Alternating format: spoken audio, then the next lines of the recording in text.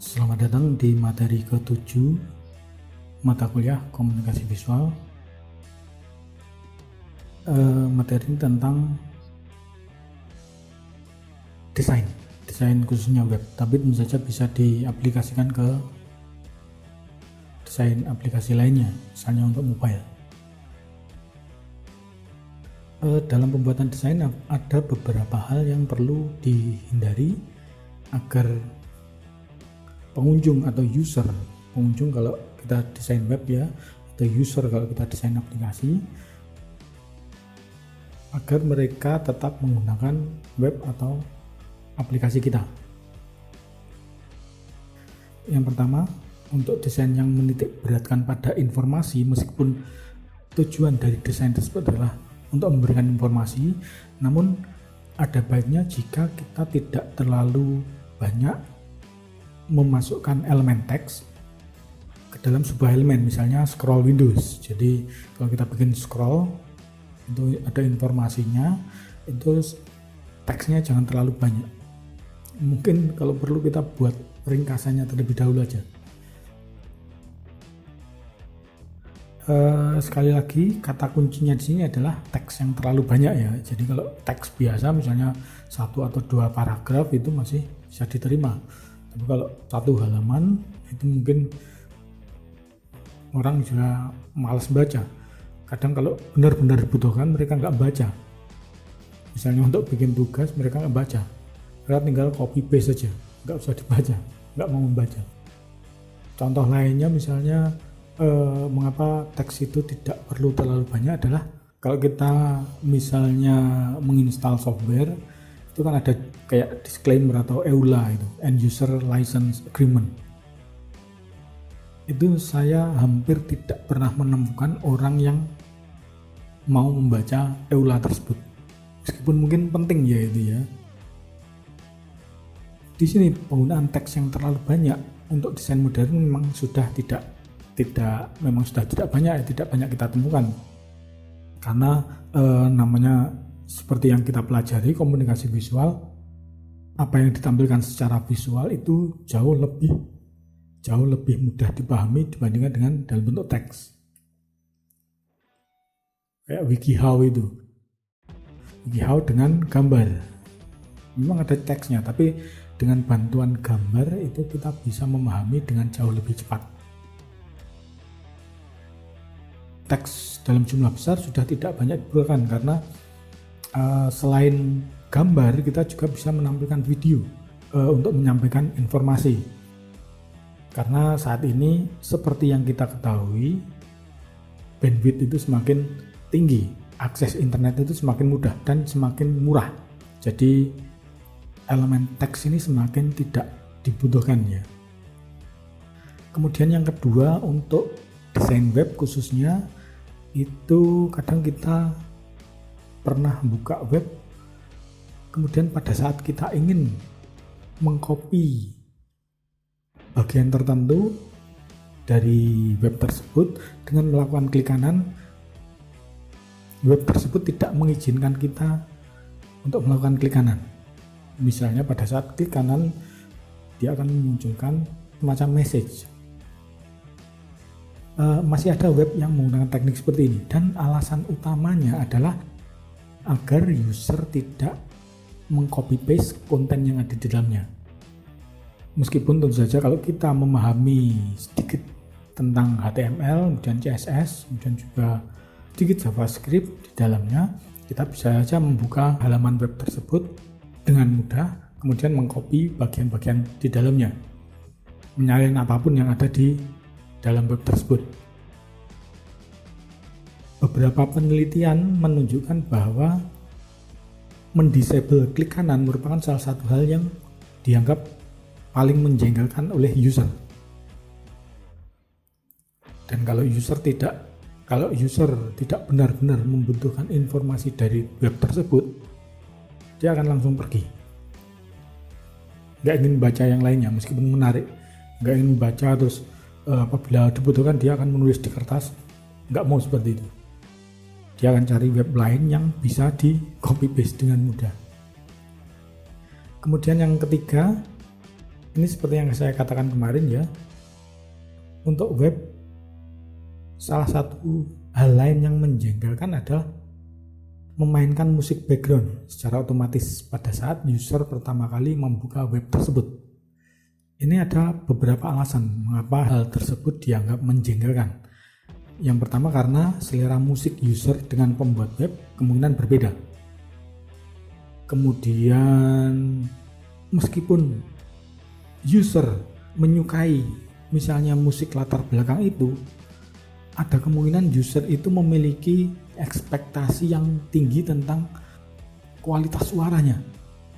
Jadi mungkin biasanya user itu mendengarkan musik tersebut dengan kualitas 320 kbps, tapi pada saat dijalankan di web itu mungkin kualitasnya hanya di bawah 128 kbps, kualitasnya di bawah 128 kbps atau bahkan kurang, atau bahkan mungkin ditampilkan musik yang sebenarnya menggunakan suara stereo ditampilkan di web itu dengan suara mono, itu pasti menjengkelkan. Kemudian alasan berikutnya, biasanya musik background tersebut dimainkan dengan full volume penuh. Jadi suaranya sangat keras, kadang pas buka web tersebut kita kaget. Ini khususnya bagi user yang suka menggunakan headset ya. Kalau menggunakan speaker di laptop misalnya, itu mungkin hanya malu didengarkan orang lain. Tapi kalau dia pakai headset dengan full volume, kaget pasti.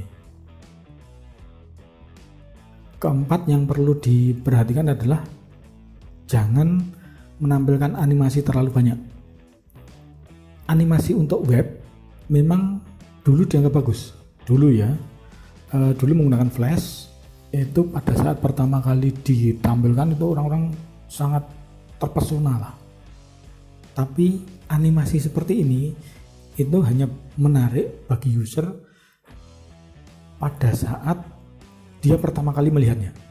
Namun apabila user itu melihatnya berkali-kali, dia membuka web itu kemudian tampil lagi, membuka halaman yang lain di halaman lain di web yang sama, itu tampil lagi, buka lagi, tampil lagi, itu pasti akan sangat menjengkelkan. Khususnya bila animasi tersebut durasinya cukup lama. Ini bisa membuat user menjadi bosan dan kalau animasinya tidak bisa di skip, user pasti akan jengkel meskipun awalnya senang. Dalam hal ini animasi boleh saja digunakan asal tetap memperhatikan batasan-batasan tertentu. Misalnya untuk animasi welcome screen itu jangan terlalu lama, misalnya 5 detik itu sudah terlalu lama. Kemudian mungkin dalam codingnya perlu ditambahi, misalnya kalau user sudah pernah membuka web tersebut maka animasinya di disable. Kalau user yang baru pertama kali melihat web tersebut itu animasinya langsung dijalankan, defaultnya seperti itu mungkin. Berikutnya memunculkan pop-up Windows setiap kali user membuka web atau menutup web, atau membuka, misalnya kita buat sebuah web dengan beberapa halaman atau membuat satu web front page panjang di mana setiap kali user mengklik sebuah link atau sebuah tombol itu Anda memunculkan pop-up, itu kemungkinan user akan jengkel juga. Bahkan ada contoh di mana setiap link yang ditampilkan itu memunculkan pop-up. Itu kalau informasi atau materi yang Anda berikan dalam web tersebut tidak begitu penting, disarankan tidak terlalu banyak memberikan pop-up. Kemudian berikutnya menyembunyikan elemen penting yang sebenarnya dicari oleh user. Ini contohnya bagi Anda yang suka download ya, misalnya ada sebuah web yang memberikan link download aplikasi atau film lah. Nah, ini biasanya link download yang benar-benar dibutuhkan itu disembunyikan. Misalnya link downloadnya hanya satu tulisan kecil, nggak ada latar belakang, nggak ada bentuk thumbnailnya, cuma link saja, teksnya sama dengan teks lainnya, kemudian ada tombol-tombol besar download dengan tulisan download, tapi sebenarnya itu adalah tipuan. Jadi kalau kita klik yang download itu akan menampilkan konten yang berbeda, bukan link downloadnya. Sedangkan link downloadnya cuma kecil aja seperti ini. Kalau Anda sering download, mungkin pernah atau pasti pernah menemui hal seperti ini. Kemudian juga link yang sesungguhnya itu hanya akan muncul setelah kita mengklik beberapa kali, dan setiap klik membuka halaman web lainnya beberapa kali, misalnya 5 kali baru link yang sebenarnya muncul. Teknik ini sangat tidak dianjurkan apabila konten dari desain Anda itu tidak terlalu penting. Kemudian berkaitan dengan link juga, ada dalam desain yang kita buat ada masalah yang berkaitan dengan link menuju konten. Misalnya konten dalam link tersebut tidak diupdate atau tidak ada sama sekali. Nah, ini kesalahan ini termasuk fatal jika web yang kita buat itu web jenis e-commerce. Jadi kalau kita bikin toko online kemudian ada link menuju produk tertentu yang tidak ada, apabila linknya tidak ada atau tidak sesuai ya, contohnya ya, dengan yang ditawarkan, itu kemungkinan besar user akan beralih ke e-commerce lainnya. Contoh, pada saat membuka media sosial misalnya Facebook ya, di Facebook itu kalau kita terdaftar di aplikasi misalnya Tokopedia atau Shopee atau Lazada, itu kemungkinan besar akan muncul iklan dari e-commerce tersebut, dan dari e-commerce ini ada kemungkinan produk yang ditawarkan itu tidak sesuai dengan produk aslinya. Contoh, sebuah produk misalnya televisi, gambarnya televisi, tulisannya juga televisi 42 inch, harganya 1 juta. Orang pasti akan berbondong-bondong di situ.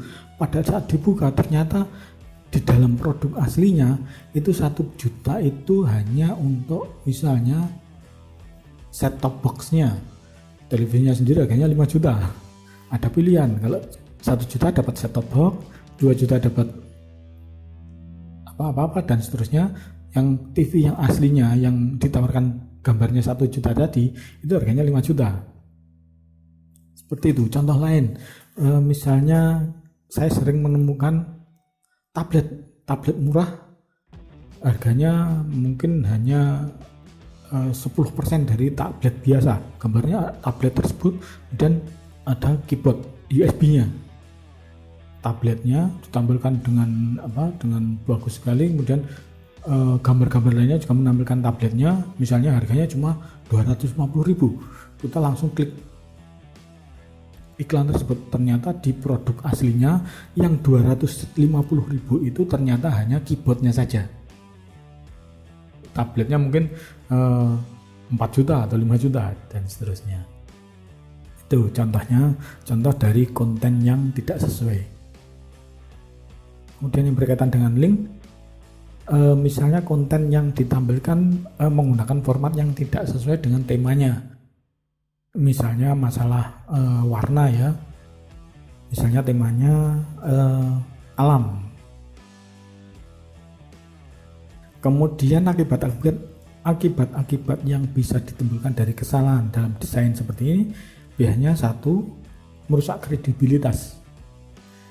Di sini jika Anda memiliki usaha atau bisnis namun web Anda itu terlalu banyak animasinya atau terlalu banyak gambar yang hanya diambil dari Google misalnya, atau Anda cuma ngambil dari web lain, kemudian desainnya yang buruk, maka user akan akan mendapatkan kesan bahwa Anda bukan orang yang profesional. Mereka pasti pikir-pikir kalau mau membeli produk Anda. Kemudian untuk website yang tidak diupdate secara berkala itu kemungkinan akan terkesan jadul. Itu misalnya kayak kita dapat SMS tipuan itu ya, Anda mendapatkan hadiah Toyota Avanza dari Tokopedia, klik link di bawah ini. Pada saat diklik mungkin kita sudah tahu ya itu cuma tipuan, tapi coba aja klik. Nah itu pada saat diklik, tampilan website dari link tersebut itu biasanya sangat tidak profesional, jelek sekali dalam hal pewarnaan, dalam hal komposisi dan sebagainya, itu udah nggak meyakinkan. Kemudian akibat berikutnya adalah kehilangan konsumen. Setiap kali user atau konsumen meninggalkan web Anda dengan perasaan kecewa karena link yang Anda berikan itu ternyata error, atau mungkin tidak error tapi pada saat melakukan registrasi misalnya form yang Anda berikan itu terlalu banyak, misalnya Anda minta informasi nama tengah, nama belakang, sudah bingung. Kalau nama Anda hanya satu kata atau dua kata itu sudah bingung mau di siapa ya kan. Kemudian tanggal lahir, kalau Anda menyertakan tanggal lahir seperti ini, kemungkinan besar user yang akan mendaftar akan menampilkan tanggal 1 Januari tahun suka-suka, misalnya tahun 90, 91, 87 dan seterusnya. Pilihannya biasanya seperti itu. Kalau Anda lihat menemukan data tanggal lahir seperti itu, kemungkinan besar itu yang isi cuma asal-asalan. Kemudian user yang kecewa ini bisa juga disebabkan karena sistem navigasi yang buruk ya, misalnya Anda berikan link, ternyata linknya keliru, produknya beda. Nah itu sangat tidak baik bagi usaha yang kita lakukan. Mungkin cukup sekian materi ke-7 mata kuliah komunikasi visual. Untuk tugas silahkan lihat di ELA. Sekian dan terima kasih.